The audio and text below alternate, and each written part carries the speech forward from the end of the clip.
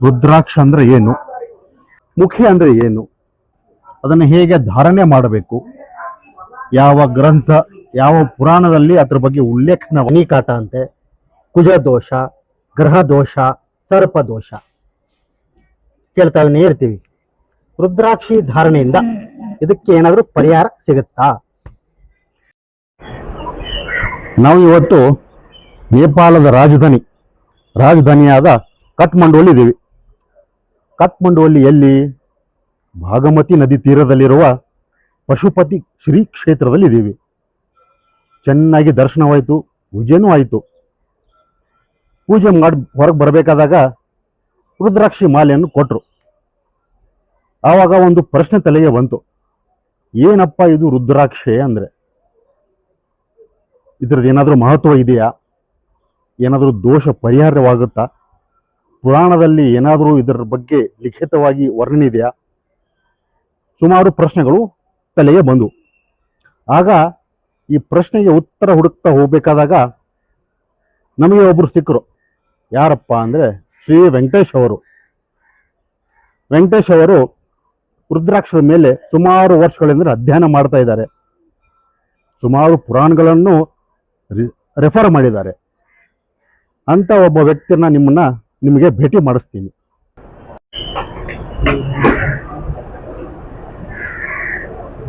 ಬನ್ನಿ ನಮ್ಮ ವೆಂಕಟೇಶ್ ಅವ್ರನ್ನ ಭೇಟಿ ಮಾಡೋಣ. ನಮಸ್ಕಾರ ವೆಂಕಟೇಶ್ ಅವ್ರಿಗೆ.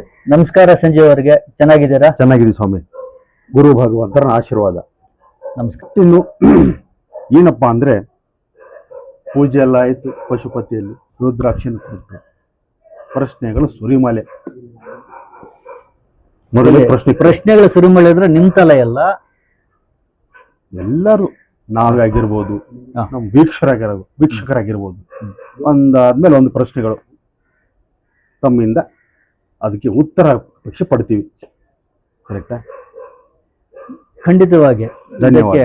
ನಮಗೂ ಒಂದು ಅವಕಾಶ, ನಮಗೂ ಒಂದು ಅವಕಾಶ ಸಿಕ್ತು ರುದ್ರಾಕ್ಷಿ ಬಗ್ಗೆ, ಅದು ಪಶುಪತಿನಾಥ ಕ್ಷೇತ್ರದಲ್ಲೇ ಈ ತರ ಒಂದು ರುದ್ರಾಕ್ಷಿ ಬಗ್ಗೆ ಮಾತಾಡೋದಕ್ಕೆ ಈ ಒಂದು ಭಗವಂತ ಅವಕಾಶ ಕೊಟ್ಟಿರೋದಕ್ಕೆ ಚಿರಋಣಿ ಆಗಿದ್ದೇನೆ ಭಗವಂತನಿಗೆ. ಧನ್ಯವಾದ ಸ್ವಾಮಿ, ಧನ್ಯವಾದ. ಪ್ರಶ್ನೆಗಳನ್ನ ಶುರು ಮಾಡೋಣ. ಮೊದಲೇ ಪ್ರಶ್ನೆ, ರುದ್ರಾಕ್ಷವಂದ್ರೆ ಏನು? ತುಂಬಾ ಒಳ್ಳೆ ಪ್ರಶ್ನೆ ಕೇಳಿದ್ರಿ. ರುದ್ರಾಕ್ಷ ಅಂತಂದ್ರೆ, ರುದ್ರ ಅಂದ್ರೆ ಸಾಕ್ಷಾತ್ ಪರಮೇಶ್ವರ ಶಿವ ಭಗವಾನ್. ಅಕ್ಷ ಅಂತಂದ್ರೆ ಕಣ್ಣು, ಪರಮೇಶ್ವರನ ಕಣ್ಣೆ ರುದ್ರಾಕ್ಷ. ನೋಡಿ ಎಷ್ಟು ಸಿಂಪಲ್ ಆಗಿದೆ, ಆದ್ರೆ ನಮ್ಗೆ ಗೊತ್ತಾಗ್ತಾ ಇರ್ಲಿಲ್ಲ. ಅದ್ಭುತವಾಗಿದೆ. ಭಗವಂತನ ಕಣ್ಣು ರುದ್ರಾಕ್ಷ. ರುದ್ರಾಕ್ಷ ಬಗ್ಗೆ ತುಂಬಾ ಸುಲಭವಾಗಿ ಅರ್ಥವಾಗುವಂಗೆ ಹೇಳಿದ್ರಿ, ಧನ್ಯವಾದ. ಮುಂದಿನ ಪ್ರಶ್ನೆ, ಇದರ ಮಹತ್ವವೇನು? ರುದ್ರಾಕ್ಷಿ ಮಹತ್ವ ತಿಳ್ಕೊಬೇಕಾದ್ರೆ ನೀವು ಆಸೆ ಆಗ್ತಾ ಇದೆ. Yes sir. ನನ್ನ ಯಾವ ವಿಧದಲ್ಲೇ ರುದ್ರಾಕ್ಷಿ ಮಹತ್ವ ಹೇಳಕ್ಕಾಗತ್ತೆ ಅಂತ ವರ್ಣಿಸೋಕೆ ಸಾಧ್ಯ ಇಲ್ಲ. ಅಷ್ಟೊಂದು ಭಗವಂತನ ಕೃಪಾಶೀರ್ವಾದ ರುದ್ರಾಕ್ಷಿಯಿಂದ ನಮ್ಗೆ ಸಿಗ್ತಾ ಇದೆ, ಮುಂದೆನೂ ಸಿಗತ್ತೆ. ಇದರಲ್ಲಿ ಯಾವ ಸಂಶಯವೂ ಇಲ್ಲ. ನೋಡಿ, ಸಮುದ್ರದಲ್ಲೇ ಎಷ್ಟು ನೀರಿನ ಕಣ ಎಣಿಸ್ಬಿಡ್ಬೋದು. ಬೇಕಂದ್ರೆ ಮರುಭೂಮಿ ಏನಿದೆಯೋ ಆ ಮರುಭೂಮಿಯ ಮರಳಿನ ಕಣವನ್ನು ಬೇಕಾದ್ರೆ ಎಣಿಸ್ಕೊಡ್ಬೋದು. ಆದ್ರೆ ರುದ್ರಾಕ್ಷಿ ಮಹತ್ವದ ಬಗ್ಗೆ ಎಷ್ಟು ಜನ್ಮ ಎತ್ತಿದ್ರು ಸಾಕಾಗೋದಿಲ್ಲ. ಹೌದಾ? ಆ ತರ ರುದ್ರಾಕ್ಷಿ ಮಹತ್ವ ಇದೆ. ಅರ್ಥ ಆಯ್ತಾ? ಒಂದು ಜನ್ಮ ಸಾಕಾಗೋದಿಲ್ಲ. ಆ ತರ ಮಹತ್ವ ಇದೆ ರುದ್ರಾಕ್ಷಿ ಬಗ್ಗೆ. ಎಲ್ಲಾ ಪಾಪಗಳ ನಿವಾರಣೆ, ಈ ಜನ್ಮದಲ್ಲಿ ಪಾಪ ಆಗಿರ್ಬೋದು, ಹಿಂದಿನ ಜನ್ಮದಲ್ಲಿ ಪಾಪ ಆಗಿರ್ಬೋದು, ಹಿಂದೆ ಎಷ್ಟು ಜನ್ಮ ಇತ್ತಿದ್ವೋ ನಮಗ್ ಗೊತ್ತಿಲ್ಲ. ಅದು ಸಮುದ್ರ ಅಂತರನೇ ಆಗೋಗಿರ್ಬೋದು ನಮ್ಮ ಪಾಪಗಳೆಲ್ಲ, ಬೆಟ್ಟ ತರನೇ ಆಗೋಗಿರ್ಬೋದು. ಎಷ್ಟೇ ದೊಡ್ಡ ಬೆಟ್ಟ ತರ ಇದ್ರೂ ರುದ್ರಾಕ್ಷಿ ಧಾರಣೆಯಿಂದ ಎಲ್ಲಾ ಪಾಪಗಳ ನಿವಾರಣೆ ಆಗೋದು, ಇದರಲ್ಲಿ ಯಾವ ಸಂಶಯವಿಲ್ಲ. ನಾವು ಸಾಕ್ಷಾತ್ ಪಶುಪತಿನಾಥ ಕ್ಷೇತ್ರದಲ್ಲಿ ಈ ಪದ ಹೇಳ್ತಾ ಇದ್ದೇನೆ, ಇದರಲ್ಲಿ ಯಾವ ಸಂಶಯವೂ ಇಲ್ಲ. ನೋಡಿ, ರುದ್ರಾಕ್ಷಿ ಧಾರಣೆಯಿಂದ ಎಲ್ಲಾ ದೇವತೆಗಳು ನಮ್ಮ ಮೇಲೆ ಪ್ರಸನ್ನರಾಗುತ್ತಾರೆ. ನೀವು ಕೇಳಿರ್ಬೋದು, ವಾಮಾಚಾರದ ಬಗ್ಗೆ ಕೇಳಿರ್ಬೋದು. ಹೌದು. ಅಂದ್ರೆ ಇದನ್ನ ಬ್ಲಾಕ್ ಮ್ಯಾಜಿಕ್ ಅಂತಾರೆ. ಈ ವಾಮಾಚಾರ ತುಂಬಾ ಕಾಟ ಕೊಡುತ್ತೆ. ರುದ್ರಾಕ್ಷಿ ಧಾರಣೆಯಿಂದ ಯಾವುದೇ ತರದ ತೊಂದರೆ ಆಗೋದಿಲ್ಲ ನಿಮ್ಗೆ. ಭೂತ ಪ್ರೇತ, ಪಿಶಾಚೆ, ಡಾಕಿನೆ, ಶಾಕಿನೆ ಮತ್ತೆ ನೆಗೆಟಿವ್ ಎನರ್ಜಿ ಇವೆಲ್ಲನೂ ಏನು ಕಾಟ ಇರುತ್ತೋ ಯಾವುದನ್ನು ರುದ್ರಾಕ್ಷಿ ಧಾರಣೆಯಿಂದ ನಮ್ಗೆ ತೊಂದರೆ ಕೊಡೋದಿಲ್ಲ. ಇಹಲೋಕ ಮತ್ತೆ ಪರಲೋಕ ಎರಡು ಸುಖನೂ ರುದ್ರಾಕ್ಷಿ ಧಾರಣೆಯಿಂದ ಸಿಗತ್ತೆ. ಶನಿಕಾಟ ಆಗಿರ್ಬೋದು, ಗ್ರಹದೋಷ ಆಗಿರ್ಬೋದು, ಕಾಳಸರ್ಪದೋಷ ಆಗಿರ್ಬೋದು, ಈ ಎಲ್ಲಾ ತರದ್ದನ್ನು ರುದ್ರಾಕ್ಷಿ ಧಾರಣೆಯಿಂದ ನಿವಾರಣೆ ಆಗತ್ತೆ. ನಮಗೆ ಒಂಥರ ಯಾವ ತರ ಹೇಳ್ಬೋದು ಅಂತಂದ್ರೆ ಬುಲೆಟ್ ಪ್ರೂಫ್ ವಜ್ರ ಕವಚದ ತರ ನಮ್ಮನ್ನ ಕಾಪಾಡತ್ತೆ ರುದ್ರಾಕ್ಷಿ ಧರಿಸೋದ್ರಿಂದ, ರುದ್ರಾಕ್ಷಿ ಧಾರಣೆ ಮಾಡೋದ್ರಿಂದ. ಯಾರು ವಿಭೂತಿ ಮತ್ತು ರುದ್ರಾಕ್ಷಿ ಧಾರಣೆ ಮಾಡುತ್ತಾರ ಅವರಿಗೆ ಯಮಲೋಕದ ದರ್ಶನವಿಲ್ಲ. ಹೌದಾ? ಆಶ್ಚರ್ಯ, ಅದ್ಭುತ. ಯಮದೇವರ ಭಯವಿಲ್ಲ, ಮೃತ್ಯುವಿನ ಭಯವಿಲ್ಲ. ಅರ್ಥ ಆಯ್ತಾ? ಅರ್ಥ ಆಯ್ತು ಸ್ವಾಮಿ. ಯಾರು ಬೆಳಿಗ್ಗೆ ರುದ್ರಾಕ್ಷಿ ಧಾರಣೆ ಮಾಡ್ತಾರ ಅವರ ರಾತ್ರಿ ಪಾಪಗಳೆಲ್ಲ ನಿವಾರಣೆ ಆಗುತ್ತೆ. ಯಾರು ರಾತ್ರಿ ರುದ್ರಾಕ್ಷಿ ಧಾರಣೆ ಮಾಡುತ್ತಾರೋ ಅವರ ಎಲ್ಲ ಬೆಳಗಿನ ಪಾಪಗಳೆಲ್ಲ ನಿವಾರಣೆ ಆಗುತ್ತೆ. ಇದು ನಾನು ಬರೀ ತುಂಬಾ ಚುಟುಕಾಗಿ ಹೇಳ್ತಾ ಇದ್ದೀನಿ ಅಷ್ಟೇನೆ. ಇನ್ನು ಹೇಳಕ್ ಹೋದ್ರೆ ಮೌಂಟ್ ಎವರೆಸ್ಟ್ ಎಷ್ಟಿದೆಯೋ ಅದು ಸಾಲದು. ಆ ತರ ಮಹತ್ವ ರುದ್ರಾಕ್ಷಿದು. ಮುಂದಿನ ಪ್ರಶ್ನೆಗೆ ಹೋಗೋಣ ಸರ್. ದಿನ ಬೆಳಿಗ್ಗೆ ಆದ್ರೆ ನಮ್ಮ ಮಿತ್ರರಿಂದ ಆಗಿರ್ಬೋದು, ಬಂಧು ಬಳಗರಾಗಿರ್ಬೋದು, ಕೇಳ್ತಾ ಇರ್ತೀವಿ ನನಗೆ ಈ ಕಾಟ ಇದೆ, ನನಗೆ ಆ ದೋಷ ಇದೆ ಅಂತ. ಅದರಲ್ಲಿ ಮುಖ್ಯವಾಗಿ ಶನಿ ಕಾಟ ಅಂತೆ, ಕುಜ ದೋಷ, ಗ್ರಹ ದೋಷ, ಸರ್ಪ ದೋಷ ಕೇಳ್ತಾನೇ ಇರ್ತೀವಿ. ರುದ್ರಾಕ್ಷಿ ಧಾರಣೆಯಿಂದ ಇದಕ್ಕೆ ಏನಾದರೂ ಪರಿಹಾರ ಸಿಗುತ್ತಾ? ಒಳ್ಳೆ ಪ್ರಶ್ನೆ ಕೇಳಿದ್ರಿ ಸಂಜೀವ್ ಅವರ. ನೋಡಿ, ಈ ಪ್ರತಿದಿನದ ವ್ಯವಹಾರದಲ್ಲೇ ಇದೆಲ್ಲ ನೀವ್ ಹೇಳೋದು ಸಹಜ ಆಗೋಗ್ಬಿಟ್ಟಿದೆ. ನಿಜ.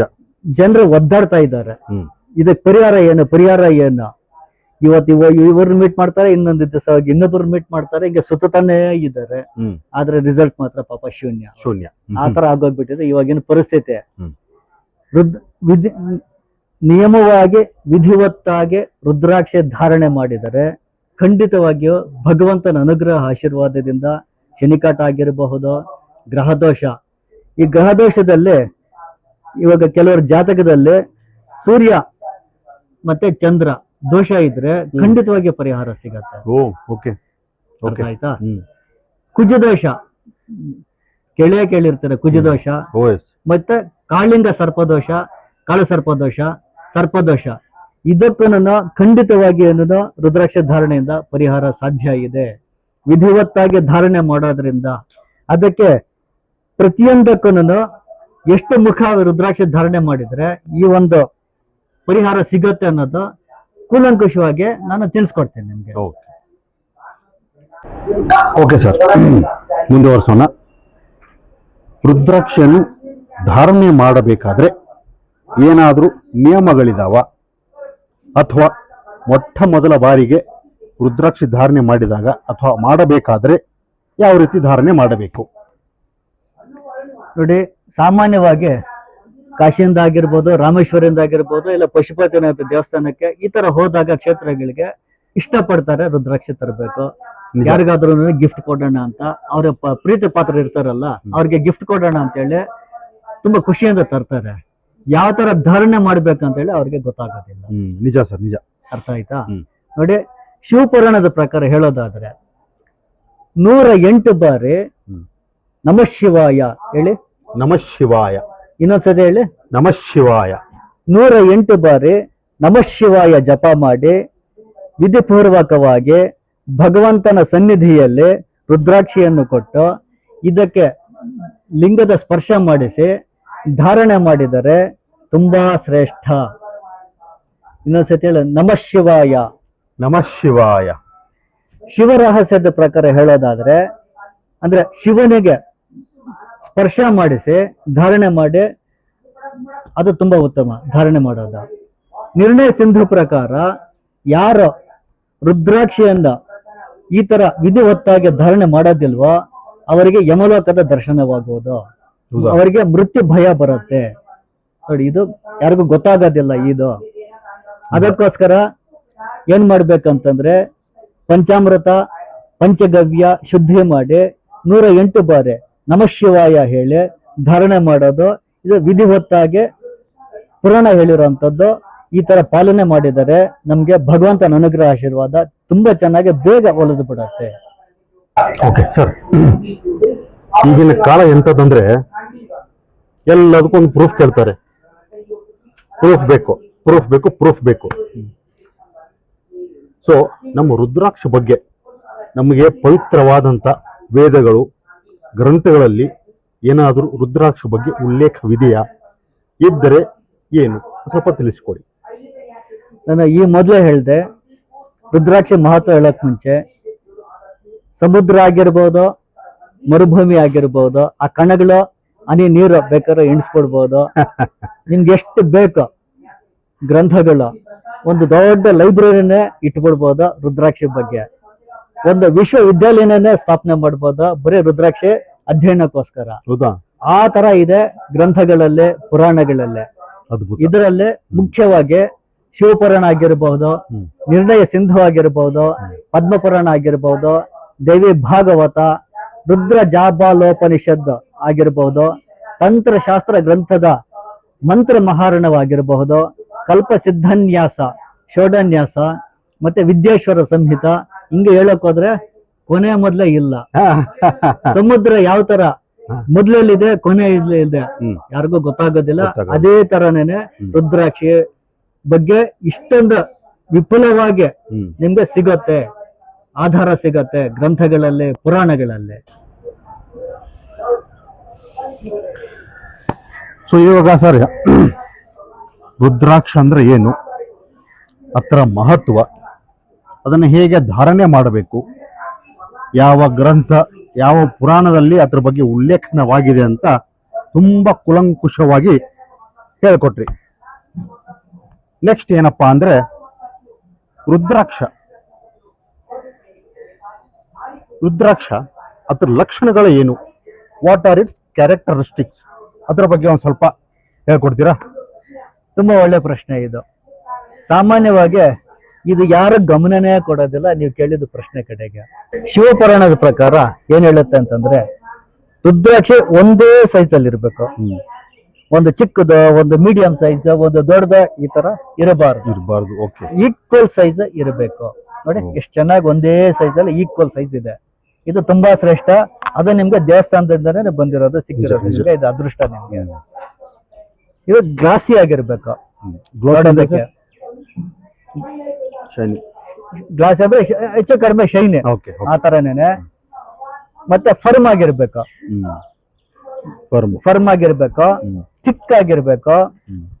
ಮುಳ್ಳಿನ ತರ ನೋಡಿ, ಔಟರ್ ಸರ್ಫೇಸ್ ಇದೆಯಲ್ಲ, ಮುಳ್ಳು ಆ ತರ ಇರ್ಬೇಕು. ಯಾವ್ದೇ ಕಾರಣಕ್ಕೂ ಸ್ಮೂತ್ ಸರ್ಫೇಸ್ ಇರಬಾರ್ದು. ಅದು ಇಂಡಿಯಾದಲ್ಲಿ ಸಿಗೋದಿಲ್ಲ. ಔಟ್ ಆಫ್ ಇಂಡಿಯಾದಿಂದ ಬರೋದು ಸ್ಮೂತ್ ಸರ್ಫೇಸ್ ಇರುತ್ತೆ. ಅದು ಒಳ್ಳೇದಲ್ಲ. ಅದು ಶ್ರೇಷ್ಠನೂ ಅಲ್ಲ. ಮತ್ತೆ ನ್ಯಾಚುರಲ್ ಹೋಲ್ ರುದ್ರಾಕ್ಷ ಮರದಿಂದಾನೆ ಯಾವ್ದು ಸಿಗತ್ತೆ ನಿಮ್ಗೆ, ಅದು ಸಿಕ್ಕಿದ್ರೆ ನಿಮ್ಗೆ ಅದೃಷ್ಟನ ತಿಳ್ಕೊಂಬಿಡಿ. ಇಷ್ಟ ಇದು ರುದ್ರಾಕ್ಷಿಯ ಲಕ್ಷಣಗಳು.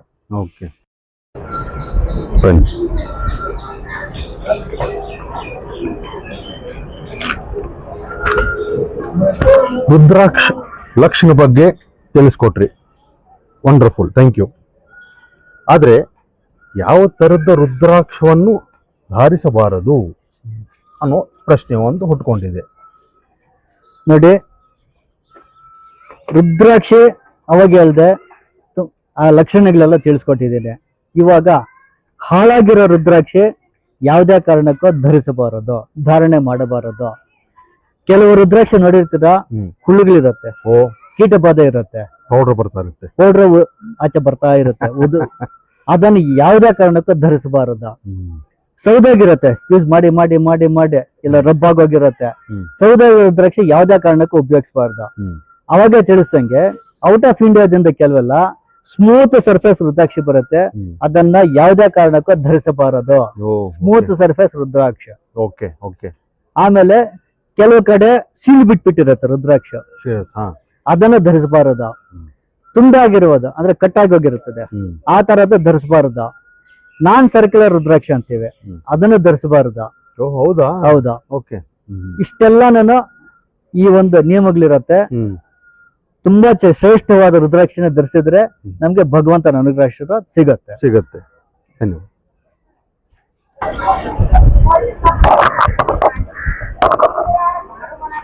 ಓಕೆ ಸರ್, ಈಗ ನಿಯಮಾನುಸಾರ ಪ್ರಕಾರ ರುದ್ರಾಕ್ಷಿ ಧಾರಣೆ ಮಾಡಿದ್ದೀವಿ. ಧಾರಣೆ ಆದ ಮೇಲೆ ಭೋಜನದಲ್ಲಿ ಏನಾದರೂ ನಿಯಮಗಳಿದಾವ? ನಿಷಿದ್ಧವಾದ ಪದಾರ್ಥ ಏನಾದರೂ ಇದೆಯಾ? ನಾವು ಸ್ವೀಕರಿಸಬಹುದು, ಸ್ವೀಕರಿಸಬಾರದು ಅನ್ನುವಂಥದ್ದು ಇದ್ರೆ ಒಂದು ಸ್ವಲ್ಪ ಏನಾದರೂ ತಿಳಿಸ್ಕೊಡಿ. ಶಿವಪುರಾಣದ ಪ್ರಕಾರ ಏನು ಹೇಳುತ್ತೆ ಅಂತಂದ್ರೆ, ಮಾಂಸ ಸೇವನೆ ಮಾಡಿದಾಗ ಧಾರಣೆ ಮಾಡಬಾರ್ದು ರುದ್ರಾಕ್ಷಿ ಧಾರಣೆ. ಮದ್ಯಪಾನ ಡ್ರಿಂಕ್ಸ್ ಮಾಡಿದಾಗ ಯಾವುದೇ ಕಾರಣಕ್ಕೂ ರುದ್ರಾಕ್ಷಿ ಧರಿಸಿರಬಾರದು. ಈರುಳ್ಳಿ ಬೆಳ್ಳುಳ್ಳಿ ಉಪಯೋಗಿಸಿದಂತ ಊಟ ಏನಿರುತ್ತೋ, ಅಡಿಗೆ ಏನಿರುತ್ತೋ ಅವಾಗ ಕೂಡ ನಿಷೇಧ. ಯಾವುದೇ ಕಾರಣಕ್ಕೂ ಎಡಗೈಯಿಂದ ರುದ್ರಾಕ್ಷಿಯನ್ನ ಮುಟ್ಟಬಾರದು. ಹೌದಾ? ಹೌದಾ? Okay okay okay. ಇನ್ನೊಂದ್ಸತಿ ತಿಳ್ಕೊಳ್ಳಿ, ಎಡಗೈಯಿಂದ ರುದ್ರಾಕ್ಷಿಯನ್ನ ಮುಟ್ಟಬಾರದು, ಬಲಗೈಯಿಂದನೇ ಹ್ಯಾಂಡಲ್ ಮಾಡಬೇಕು. ಬರೀ ನೆಲದ ಮೇಲೆ ರುದ್ರಾಕ್ಷಿಯನ್ನ ಇಡಬಾರದು. ಬರೀ ನೆಲದ ಮೇಲೆ ಇಡಬಾರದು. ನೀವು ಅದಕ್ಕೋಸ್ಕರ ಬೇಕಂದ್ರೆ ಬೇರೆ ಒಂದು ವುಡನ್ ಬಾಕ್ಸ್ ತರನ, ಸ್ಟೀಲ್ ಬಾಕ್ಸ್, ಡಬ್ಬಿ ಈ ತರ ಇಟ್ಕೊಳ್ಳಿ. ನೀವು ದೇವದ ಪೂಜಾ ಸಾಮಗ್ರಿ ಇಡೋ ಕಡೆ ಇಟ್ಕೊಳ್ಳಿ, ಒಳ್ಳೆ ಪ್ರಿಸರ್ವ್ ಮಾಡಬಹುದು. ಯಾವುದೇ ಕಾರಣಕ್ಕೂ ಇದು ಚೆನ್ನಾಗಿ ಜ್ಞಾಪಕ ಇಟ್ಕೊಳ್ಳಿ, ಬೇರೊಬ್ರು ಉಪಯೋಗಿಸಿರುವಂತದ್ದು ರುದ್ರಾಕ್ಷಿನ ನಾವು ಧರಿಸಬಾರದು. ಯಾವುದೇ ಕಾರಣಕ್ಕೂ. ಅದು ಕಂಡೀಷನ್ ಇದೆಯಾ? ಹೌದಾ? Okay okay. ನೀವು ಧರಿಸಿರುವಂತ ಸ್ವಂತ ರುದ್ರಾಕ್ಷಿಯಿಂದ ನೀವು ಜಪ ಮಾಡಿದ್ರೆ ತುಂಬಾ ಶ್ರೇಯಸ್ಕರ. ತುಂಬಾ ಶ್ರೇಯಸ್ಕರ. ನದಿ ಸ್ನಾನ ರುದ್ರಾಕ್ಷಿ ಜೊತೆನೆ ಮಾಡಿ. ನದಿ ಸ್ನಾನ ಈ ತರ ನಿಯಮಗಳಿರತ್ತೆ. ಸ್ವಂತ ರುದ್ರಾಕ್ಷಿ ಜಪ ಏನ್ ಮಾಡ್ತೀರ ನೀವು, ತುಂಬಾ ಒಳ್ಳೆಯದು. ವಂಡರ್ಫುಲ್. ಚಲೋ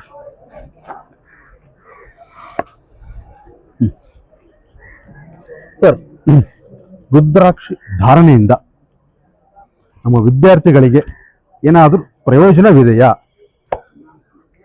ನೋಡಿ, ಮುಖ್ಯವಾಗಿ ಬುದ್ಧಿಶಕ್ತಿ ಮತ್ತೆ ಜ್ಞಾಪಕ ಶಕ್ತಿ ಚೆನ್ನಾಗಿ ವೃದ್ಧಿ ಆಗ್ಬೇಕಂತಂದ್ರೆ ರುದ್ರಾಕ್ಷಿ ಧಾರಣೆ ತುಂಬಾ ಅವಶ್ಯಕವಾಗಿ ವಿದ್ಯಾರ್ಥಿಗಳು ಧರಿಸಿದರೆ ಅವ್ರಿಗೆ ಖಂಡಿತವಾಗಿಯೂ ಪ್ರಯೋಜನ ಇದೆ.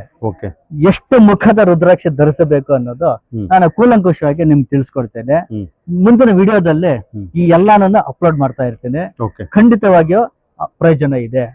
ಮತ್ತೆ ಇನ್ನೊಂದು ವಿಷಯ ನಾನೇನು ಹೇಳಕ್ಕೆ ಇಷ್ಟಪಡ್ತೀನಿ ಅಂತಂದ್ರೆ, ಶ್ರೀ ಕಾರ್ತಿಕೇಯ ಪ್ರಜ್ಞಾ ವಿವರ್ಧನ ಸ್ತೋತ್ರ ಅಂತಿದೆ. ಏನ್ ಹೇಳಿ? ಶ್ರೀ ಕಾರ್ತಿಕೇಯ ಪ್ರಜ್ಞಾ ವಿವರ್ಧನ ಸ್ತೋತ್ರ ಅಂತೇಳಿ. ಶ್ರೀ ಕಾರ್ತಿಕೇಯ ಪ್ರಜ್ಞಾ ವಿವರ್ಧನ ಸ್ತೋತ್ರ. ರುದ್ರಾಕ್ಷಿ ಧಾರಣೆ ಮಾಡ್ಕೊಂಡು ನಿಯಮವಾಗಿ ಬೆಳಿಗ್ಗೆ ಸಾಯಂಕಾಲ ಪ್ರಜ್ಞಾ ವಿವರ್ಧನ ಸ್ತೋತ್ರವನ್ನ ಪಾರಾಯಣ ಮಾಡ್ತಾ ಇದ್ರೆ ತುಂಬಾ ಚೆನ್ನಾಗಿ ಅವ್ರಿಗೆ ಅನುಕೂಲ ಆಗತ್ತೆ. ಬುದ್ಧಿಶಕ್ತಿ, ಜ್ಞಾಪಕ ಶಕ್ತಿ ಎಲ್ಲಾ ವಿಧದಲ್ಲಿ ಅವ್ರಿಗೆ ಅನುಕೂಲ ಆಗತ್ತೆ. ಒಳ್ಳೆ ಮೇಧಾವಿಗಳಾಗ್ಬಿಡ್ತಾರೆ, ವಾಗ್ಮಗ್ನಾಗ್ತಾರೆ ಅವರೆಲ್ಲಾನು. ಅಷ್ಟು ಅನುಕೂಲಗಳಿದೆ.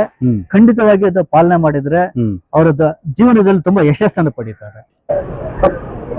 ಓಕೆ ಸರ್, ಈಗ ಸರಿ ಸಾಮಾನ್ಯವಾಗಿ ನಾವು ರುದ್ರಾಕ್ಷಿಯನ್ನ ಕತ್ತಿಗೆ ಹಾಕೊಳ್ತೀವಿ. ಶರೀರದ ಯಾವ್ಯಾವ ಅಂಗ ಮೇಲೆ ರುದ್ರಾಕ್ಷಿ ಧಾರಣೆ ಮಾಡಬಹುದು ಸ್ವಲ್ಪ ತಿಳಿಸ್ಕೊಡ್ತೀರಾ? ನೋಡಿ, ಸಾಮಾನ್ಯವಾಗಿ ಕತ್ತಿಗೆ ಹಾಕೊಳ್ಳೋದು ನೀವು ನೋಡಿರ್ತೀರಾ. ಸಾಧುಗಳು ನೀವು ನೋಡಿರ್ತೀರ, ಕುಂಭಮೇಳ ಲಾಸ್ಟ್ ಟೈಮ್ ಹೋಗಿದ್ರಲ್ಲ ಕುಂಭಮೇಳಕ್ಕೆ, ಜಟೆಯಲ್ಲಿ ಧರಿಸಿರ್ತಾರೆ.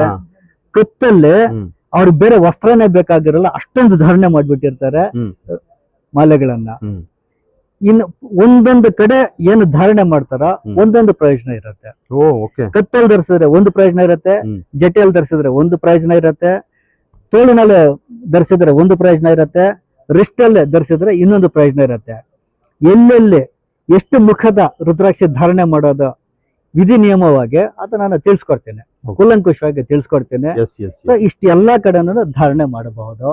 ನಿಮ್ಮ ಯಾವ ನೀವು ಪ್ರಯೋಜನ ಪಡಿಬೇಕು ಅದರ ಮೇಲೆ ಅದು ಡಿಪೆಂಡ್ ಆಗುತ್ತೆ. ಆತರ ಎಷ್ಟು ಮುಖದ ರುದ್ರಾಕ್ಷಿ ಧರಿಸಬೇಕು ಅನ್ನೋದು ಅವಾಗ ನಾವು ನಿರ್ಧಾರ ಮಾಡಬಹುದು.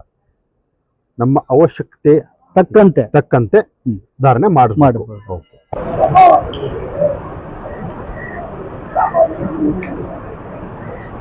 ಒಂದು ಸಂಶಯ,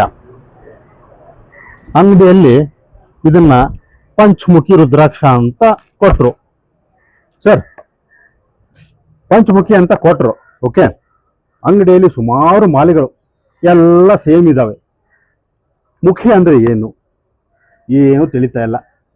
ಸ್ವಲ್ಪ ವಿವರಣೆ. ಶಿವಪುರಾಣದ ಪ್ರಕಾರ 14 ಮುಖ ರುದ್ರಾಕ್ಷಿ ವರ್ಣನೆ ಸಿಗುತ್ತೆ. 14 ಮುಖಗಳು ಇಲ್ಲಿ ಶಿವಪುರಾಣದಲ್ಲಿ ಮಾರ್ಕೆಟ್ ಅಲ್ಲಿ ಅಪ್ ಟು 21 ಮುಖವರೆಗೂ ಸಿಗತ್ತೆ ನಿಮ್ಗೆ. 21 ಮುಖಗಳವರೆಗೂ. ಏಕಮುಖಿ ರುದ್ರಾಕ್ಷ ಅನ್ನೋದು ತುಂಬಾ ರೇರ್. ಏಕಮುಖಿ ರುದ್ರಾಕ್ಷದಲ್ಲಿ ಶಿವ ನಿಮ್ಮ ಎಲ್ಲಾ ಡಿಸೈರ್ಸ್ ಏನಿರುತ್ತೋ ಫುಲ್ಫಿಲ್ ಆಗತ್ತೆ. ಏಕಮುಖಿ ರುದ್ರಾಕ್ಷದಿಂದ ನಿಮ್ಗೆ ಅದೃಷ್ಟ ಒಲಿಯುತ್ತೆ, ಫಾರ್ಚೂನ್, ಮತ್ತೆ ಎಲ್ಲಾ ಪಾಪ ನಿವಾರಣೆ ಆಗೋಗುತ್ತೆ ಏಕಮುಖ ರುದ್ರಾಕ್ಷ ಧಾರಣೆಯಿಂದ. ನೆಕ್ಸ್ಟ್ 2ನೇ ಮುಖ ಬಂದು ಈಶಾ ಅಂತ ಕರಿತೀವಿ, ನಿಮ್ಮ ಎಲ್ಲಾ ಡಿಸೈರ್ಸ್ ಫುಲ್ಫಿಲ್ ಆಗತ್ತೆ. 3ನೇ ಮುಖ ಬಂದು ಎಲ್ಲಾ ತರಹದ ಸುಖ ನಿಮ್ಗೆ ಸಿಗತ್ತೆ, ಮೋಕ್ಷನ ಸಿಗತ್ತೆ ಕೊನೆಗೆ. 4ನೇದು 4 ಮುಖ ಇರೋಂಥ ರುದ್ರಾಕ್ಷಿ ಸಾಕ್ಷಾತ್ ಬ್ರಹ್ಮ. ಇದರಲ್ಲಿ ಧರ್ಮ, ಅರ್ಥ, ಕಾಮ, ಮೋಕ್ಷ ಇಷ್ಟನ್ನು ಪ್ರಾಪ್ತಿ ಆಗತ್ತೆ 4 ಮುಖ ರುದ್ರಾಕ್ಷ ಧಾರಣೆಯಿಂದ. ಮತ್ತೆ ಅತ್ಯಂತ ಇಮ್ಮಿಡಿಯೇಟ್ ರಿಸಲ್ಟ್ ನಿಮ್ಗೆ ಸಿಗತ್ತೆ. ನಿಮ್ಮ 4 ಮುಖ ಇರುವಂತದ್ದು ಧರಿಸಿದರೆ ಧರ್ಮ, ಅರ್ಥ, ಕಾಮ, ಮೋಕ್ಷ 4 ಸಿಗತ್ತೆ, ಇಮ್ಮಿಡಿಯೇಟ್ ರಿಸಲ್ಟ್. ಇಷ್ಟನ್ನ ನೀವು ಧರಿಸಿದಿರಲ್ಲ 5 ಮುಖದ ರುದ್ರಾಕ್ಷಿ, ಇದು ಸಾಕ್ಷಾತ್ ಶಿವ. ಇದು ಪಾಪ ನಿವಾರಣೆ ಮಾಡತ್ತೆ. ಈ ಪಂಚಮುಖದ ಧಾರಣೆ ಮಾಡೋದ್ರಿಂದ ಯಾವ ಪಾಪಗಳು ನಿಮ್ಮ ಹತ್ರನೇ ಸುಳಿಯೋದಿಲ್ಲ. ಅರ್ಥ ಆಯ್ತಾ? ನಿಮ್ಮ ಹತ್ರನೇ ಬರೋದಿಲ್ಲ ಯಾವ ಪಾಪಗಳನ್ನ. ಆ ತರ ನಿಮ್ಗೆ ಪ್ರೊಟೆಕ್ಷನ್ ಕೊಡತ್ತೆ ಪಂಚಮುಖ ಧಾರಣೆಯಿಂದ. 6 ಮುಖ ಇರುವಂತದ್ದು ರುದ್ರಾಕ್ಷ ಧಾರಣೆ ಮಾಡಿದರೆ ಬುದ್ಧಿಶಕ್ತಿ, ಮೇಧಾಶಕ್ತಿ ಮತ್ತೆ ಮಾತು ತುಂಬಾ ಚೆನ್ನಾಗಿ ವೃದ್ಧಿ ಆಗತ್ತೆ. ನಿಮ್ಮ ವಾದದಲ್ಲಿ ಯಾರು ನಿಮ್ಮನ್ನು ಸೋಲ್ಸಕ್ಕಾಗೋದಿಲ್ಲ. ಅರ್ಥ ಆಯ್ತಾ? ಆ ತರ ಇಮ್ಮಿಡಿಯೇಟ್ ಬೆನಿಫಿಟ್ ಸಿಗತ್ತೆ. 6 ಮುಖ ರುದ್ರಾಕ್ಷ ಧರಿಸಿರೋದು ಅದು ಸಾಕ್ಷಾತ್ ಕಾರ್ತಿಕೇಯ ಸ್ವಾಮಿ. ರುದ್ರಾಕ್ಷವನ್ನು ಅನಂಗ ರುದ್ರಾಕ್ಷ ಅಂತ ಕರಿತೀವಿ, ಅದನ್ನ ಕಾಮದೇವ ಅಂತಾನು ಕರಿಬಹುದು. ಒಬ್ಬ ಬಡವ ಇರ್ತಾರೆ, ಈ 7 ಮುಖ ರುದ್ರಾಕ್ಷ ಧರಿಸಿದರೆ ರಾತ್ರಿ ಸಾಹುಕಾರ ಆಗ್ತಾರೆ. ಇದು ಇಮಿಡಿಯೇಟ್ ರಿಸಲ್ಟ್. ಸೊ ಶ್ರದ್ಧಾ ಭಕ್ತಿಯಿಂದ ವಿಧಿವತ್ತಾಗಿ ಧಾರಣೆ ಮಾಡಿ ನಿಯಮಾನುಸಾರ ವ್ರತ ಮಾಡ್ಕೊಂಡು ಬಂದ್ರೆ ಖಂಡಿತವಾಗಿ ಫಲ ಸಿಗೋದು. 8ನೇ ಮುಖ ಇರುವಂತ ರುದ್ರಾಕ್ಷಿಯನ್ನು ಅಷ್ಟವಸು ಅಂತ ಕರಿತೀವಿ. ಅವರು ಯಾರು ಧರಿಸ್ತಾರೋ ಅವರಿಗೆ ದೀರ್ಘಾಯಸ್ಸು ಮತ್ತೆ ಮರಣಾನಂತರ ಸಾಕ್ಷಾತ್ ಪರಮೇಶ್ವರನ ತ್ರಿಶೂಲದಲ್ಲಿ ಲೀನರಾಗ್ತಾರೆ ಅವರು. ಹೌದು. 9ನೇ ಮುಖವನ್ನ ಭೈರವ ಅಂತ ಕರಿತೀವಿ. ಅದು ನವದುರ್ಗೆಯರ ಪ್ರತೀಕ. ನವದುರ್ಗೆಯರ ಸಂಪೂರ್ಣ ಕೃಪಾ ಕಟಾಕ್ಷ ನಮ್ಗೆ ಸಿಗತ್ತೆ. ಅವರಿಗೆ ಸೂಪರ್ ಪವರ್ಸ್ ಅನ್ನೋದು ಲಭಿಸತ್ತೆ. 10ನೇ ಮುಖ ಇರೋ ರುದ್ರಾಕ್ಷಿಯನ್ನ ಸಾಕ್ಷಾತ್ ವಿಷ್ಣು ನೆಲೆಸಿದ್ದಾರೆ. ಅದರಲ್ಲಿ ಎಲ್ಲಾ ಡಿಸೈರ್ಸ್ ಫುಲ್ಫಿಲ್ ಆಗತ್ತೆ. 11 ಮುಖ ಇರೋ ರುದ್ರಾಕ್ಷಿಯನ್ನ ರುದ್ರ ಅಂತ ಕರಿತೀವಿ. ಅವರಿಗೆ ಹೋದಿದ ಕಡೆ ಎಲ್ಲ ಜಯ ಕಟ್ಟಿಟ್ಟ ಬುತ್ತಿ. ಹೋಗಿದ ಕಡೆ ಎಲ್ಲ ಜಯ ಅನ್ನೋದ. 12ನೇ ಮುಖ ರುದ್ರಾಕ್ಷಿಯನ್ನ ಆದಿತ್ಯ ಅಂತ ಕರಿತೀವಿ. ಆರೋಗ್ಯ ಸಿಗತ್ತೆ, ಆರೋಗ್ಯಕ್ಕೆ ಖಂಡಿತವಾಗಿ ಅವ್ರಿಗೆ ಆರೋಗ್ಯ ಲಭಿಸುವುದು. 13ನೇ ಮುಖ ಇರುವಂತ ರುದ್ರಾಕ್ಷಿ ವಿಶ್ವದೇವರು ಅಂತ ಕರಿತೀವಿ. ಫಾರ್ಚೂನ್ ಅಂದ್ರೆ ಅದೃಷ್ಟ ಒಲಿಯತ್ತೆ ಅವ್ರಿಗೆ. ಮತ್ತೆ ಅವ್ರ ಎಲ್ಲಾ ಬೈಕೆಗಳು, ಕಾಮನೆಗಳೆಲ್ಲ ಫುಲ್ಫಿಲ್ ಆಗತ್ತೆ. 14ನೇ ರುದ್ರಾಕ್ಷ ಬಂದು ಸಾಕ್ಷಾತ್ ಶಿವನೇ. ಎಲ್ಲಾ ಸೂಪರ್ ಪವರ್ಸ್ ವೃದ್ಧಿ ನಮ್ಗೆ ಸಿಗತ್ತೆ, ಲಭಿಸತ್ತೆ. ಎಲ್ಲಾ ತರಹದ ಪಾಪ ನಿವಾರಣೆ ಆಗೋದು. ನಾನು ಇಷ್ಟೊತ್ತು ಹೇಳಿದ್ದು ಶಿವಪುರಾಣದ ಪ್ರಕಾರ 14 ಮುಖದ ರುದ್ರಾಕ್ಷಿ ವರ್ಣನೆ ಇದು ಶಿವಪುರಾಣದಲ್ಲಿ ನಮ್ಗೆ ಸಿಗತ್ತೆ.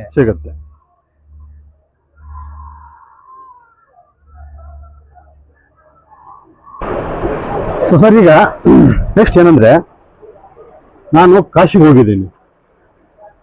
ಪ್ರಯಾಗರಾಜ್ ಕುಂಭಮೇಳ ಹೋಗಿ ಬಂದಿದ್ದೀನಿ. ಪಶುಪತಿನಾಥ್ ದೇವಸ್ಥಾನದಲ್ಲಿ ಇದ್ದೀನಿ. ಎಲ್ಲಿ ನೋಡ್ತಿರೋ ರುದ್ರಾಕ್ಷ ಸುರಿಮಳೆ. ವ್ಯಾಪಾರ ವ್ಯಾಪಾರ ಭಯಂಕರ ವ್ಯಾಪಾರ. ಭರ್ಜರಿ ವ್ಯಾಪಾರ. ಭರ್ಜರಿ ಅಂತೀರ ಕರೆಕ್ಟ್, ಭರ್ಜರಿ ಶಬ್ದ ಕರೆಕ್ಟ್, ಭರ್ಜರಿ ವ್ಯಾಪಾರ. ಆದ್ರೆ ಸಮಸ್ಯೆ ಒಂದು, ಒರಿಜಿನಲ್ ಯಾವುದು, ಡೂಪ್ಲಿಕೇಟ್ ಯಾವುದು, ಹೇಗೆ ಅಂತ ಕಂಡು ಹಿಡಿತೀರಾ? ತಿಳಿಸ್ಕೊಡಿ ಸ್ವಾಮಿ. ನೀವು ಕೇಳಿದ್ ಹೆಂಗಿದೆ ಅಂತಂದ್ರೆ ರುದ್ರಾಕ್ಷಿ ಏನಕ್ಕೆ ಧಾರಣೆ ಮಾಡ್ತಾ ಇರೋದು? ಪಾಪ ನಿವಾರಣೆಗೋಸ್ಕರ. ಓಕೆ. ಅದ್ ಬೆಟ್ಟದಷ್ಟು ಪಾಪ ಇದ್ರೂ ನಿವಾರಣೆಗೋಸ್ಕರ, ಇಲ್ಲ ನಮ್ದೊಂದು ಬುದ್ಧಿಶಕ್ತಿ ಆಗಿರ್ಬೋದು, ಮೇಧಾಶಕ್ತಿ ಆಗಿರ್ಬೋದು, ಈ ತರದಕ್ಕೆಲ್ಲ ಪ್ರಯೋಜನ ಇಷ್ಟೊತ್ತು ತಿಳಿಸ್ಕೊಟ್ಟೆ ನಿಮ್ಗೆ. ಕೂಲಂಕುಷವಾಗಿ ಎಲ್ಲ ತಿಳಿಸ್ಕೊಟ್ಟೆ. ಅದ ಒರಿಜಿನಲ್ ರುದ್ರಾಕ್ಷ ಧಾರಣೆ ಮಾಡೋದ್ರಿಂದ ವಿಧಿವತ್ತಾಗಿ ನಿಯಮಾನುಸಾರ ಆ ಯಾವ್ದು ನಿಷೇಧ ಪದಾರ್ಥಗಳು ಹೇಳ್ದೆ ಆತರ ಎಲ್ಲಾನು ಬಿಟ್ಬಿಟ್ಟು ಇದು ವಿಧಿವತ್ತಾಗಿ ಧಾರಣೆ ಮಾಡಿ ಯಾರ ಹೋಮ ಜಪ ತಪ ಎಲ್ಲ ಚೆನ್ನಾಗಿ ಮಾಡ್ತಾ ಇರ್ತಾರೋ ಅದರ ಸಂಪೂರ್ಣವಾದ ಫಲ ಸಿಗತ್ತೆ ನಿಮ್ಗೆ. ನಾನು ರೀಸೆಂಟ್ ಆಗಿ ಕಾಶಿಗೆ ಹೋಗಿದ್ದೆ. ಅಲ್ಲಿ ಹಟಕೇಶ್ವರ ಅಂತ ಒಂದು ಬಜಾರ್ ಇದೆ. ಅದು ಯಾವ ತರ ಅಂತಂದ್ರೆ ರುದ್ರಾಕ್ಷಿ ಬಜಾರ್. ಅದು ಹೋಲ್ಸೇಲ್. ನೀವು ಗಲ್ಲಿ ಗಲ್ಲಿ ಅಂಗಡಿ ಎಲ್ಲ ಹೋಲ್ಸೇಲ್ ಬಜಾರ್ ಇಗ್ಲೆ ಬರೀ ರುದ್ರಾಕ್ಷಿನೇ. ಒಂದ್ ಅಂಗಡಿಗೆ ಹೋಗಿ ಕೇಳ್ದೆ, ಒರಿಜಿನಲ್ ರುದ್ರಾಕ್ಷಿ ತೋರಿಸಿ ಅಂತ ಕೇಳ್ದೆ. ಅವ್ರ ಒಂದೇ ಉತ್ತರ ಕೊಟ್ರು, ನಮ್ಮ ಅಂಗಡಿಯಲ್ಲಿ ಒಂದು ಒರಿಜಿನಲ್ ರುದ್ರಾಕ್ಷಿ ಇಲ್ಲ ಅಂತ ಹೇಳಿ. ನಾವೆಲ್ಲ ಮಾರೋದು ಸಸ್ತಾ ಡೂಪ್ಲಿಕೇಟ್ ರುದ್ರಾಕ್ಷಿ, ಅದು ಪ್ಲಾಸ್ಟಿಕ್ ರುದ್ರಾಕ್ಷಿ ಅಂತ ಹೇಳಿದ್ರು.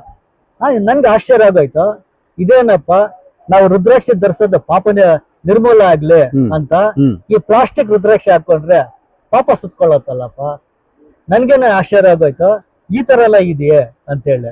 ಆದ್ರಿಂದ ನಾನು ಏನ್ ರೆಕಮೆಂಡ್ ಮಾಡ್ತೀನಿ ಅಂತಂದ್ರೆ, ನೀವು ಪ್ರೈಸ್ ಬುಕ್ ನೋಡಕ್ ಹೋಗ್ಬೇಡಿ, ಲ್ಯಾಬ್ ಸರ್ಟಿಫೈಡ್ ರುದ್ರಾಕ್ಷಿನ ತೆಗೆದುಕೊಳ್ಳಿ, ಲ್ಯಾಬ್ ಟೆಸ್ಟೆಡ್ ರುದ್ರಾಕ್ಷಿ ತೆಗೆದುಕೊಳ್ಳಿ. ಅವರು ಬ್ಯಾಚ್ ನಂಬರ್ ಹಾಕಿರ್ತಾರೆ, ಎಷ್ಟು ಇದೆ, ಎಷ್ಟು ಮುಖ ಇದೆ, ಕೂಲಂಕುಷವಾಗಿ ಸರ್ಟಿಫಿಕೇಟ್ ಅಲ್ಲಿ ಬರ್ದಿರ್ತಾರೆ ಅವರು. ಸೊ ನಿಮ್ಗೆ ಅವಾಗ QR ಕೋಡ್ ಕೊಟ್ಟಿರ್ತಾರೆ, ಅದ್ರಲ್ಲೇ ನಿಮ್ಗೆ ಜಿನೈನಿಟಿ ಅಲ್ಲೇ ಗೊತ್ತಾಗತ್ತೆ.